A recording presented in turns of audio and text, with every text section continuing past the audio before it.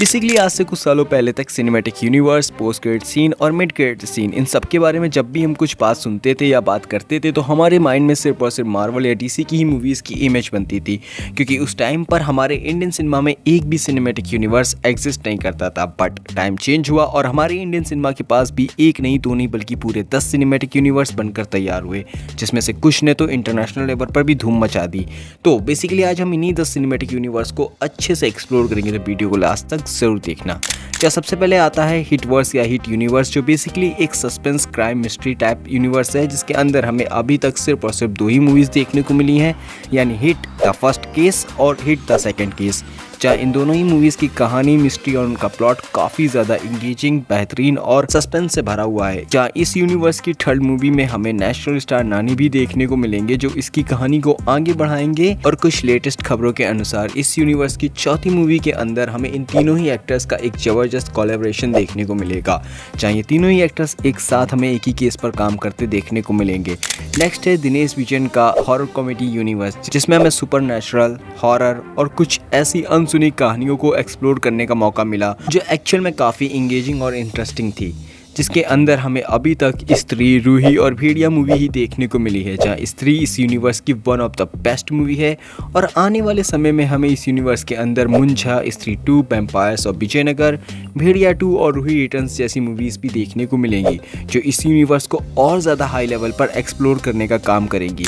Next है लोकीवर्स, जिसे Lokesh cinematic universe या LCU कहकर भी नरेट किया जाता है।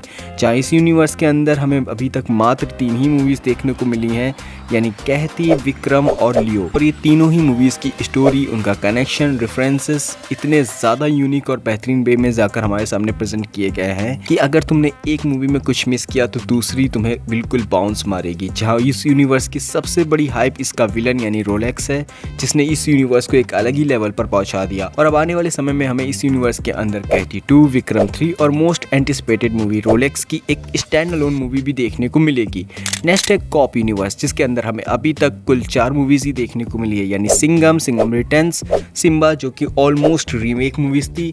जहां इसके बाद हमें सूर्यवंशी और इस यूनिवर्स की 5वीं मूवी सिंघम अगेन हमें नेक्स्ट ईयर 15 अगस्त को देखने को मिलेगी, जिसे डायरेक्टर रोहित शेट्टी बेसिकली एक बड़े लेवल पर प्रेजेंट करने की प्लानिंग कर रहा है। जब बेसिकली यही वो यूनिवर्स है जिसके बाद हमें कई सारे बड़े बड़े यूनिवर्स की अनाउंसमेंट भी देखने और सुनने को मिली। इसके बाद है प्रशांत वर्मा सिनेमैटिक यूनिवर्स, जिसमें हमें अभी तक एक भी मूवी देखने को तो नहीं मिली है, लेकिन अनाउंसमेंट 2 मूवीज की हो चुकी है। जहाँ फर्स्ट है हनुमान, जिसका टीजर लिटरली काफी अमेजिंग और काबिल तारीफ था, और ये मूवी हमें नेक्स्ट ईयर 12 जनवरी को देखने को मिलेगी। और दूसरी है अधीरा, जिसका एक अनाउंसमेंट वीडियो ही अभी तक रिलीज किया गया है।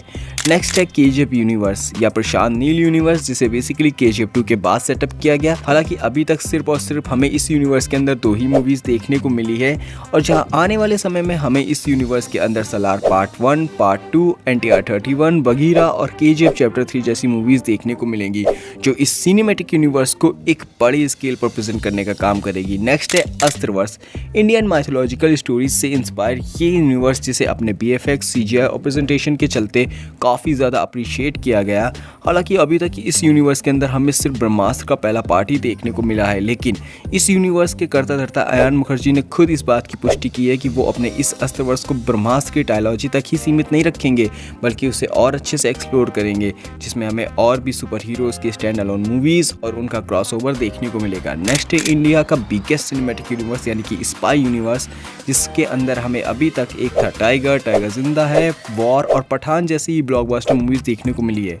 और अब इस यूनिवर्स की 5वीं मूवी टाइगर 3 हमें 12 नवंबर को देखने को मिलने वाली है, जो बेसिकली इस यूनिवर्स की अब तक की सबसे ज़्यादा बेस्ट एक्शन ड्रामा मूवी होने वाली है। और इसके टीजर ट्रेलर को देखकर ऐसा लग भी रहा है। जहाँ टाइगर 3 के बाद हमें इस यूनिवर्स के अंदर वॉर 2, टाइगर वर्सेस पठान, एक आलिया भट्ट की स्पाई थ्रिलर मूवी और र्यूमर्स के अकॉर्डिंग टू पठान 2 भी देखने को मिल सकती है। नेक्स्ट है फैमिली वर्स, जो बेसिकली एक सीरीज सिनेमैटिक यूनिवर्स है, जिसके अंदर हमें अभी तक the family man season 1, season 2 और फर्जी सीरीज ही देखने को मिली है, जो लिटरली काफ़ी बेहतरीन और मज़ेदार है। और आगे हमें इस यूनिवर्स के अंदर द फैमिली मैन सीजन 3 और फर्जी सीजन 2 भी देखने को मिलेगा। और फाइनली आता है द एक्सपोज यूनिवर्स, जिसे हमारे हिमेश रेशमिया बना रहे हैं, जिसके अंदर हमें अभी तक सिर्फ और सिर्फ द एक्सपोज मूवी देखने को मिली है, जो भी बुरी तरह से फ्लॉप थी।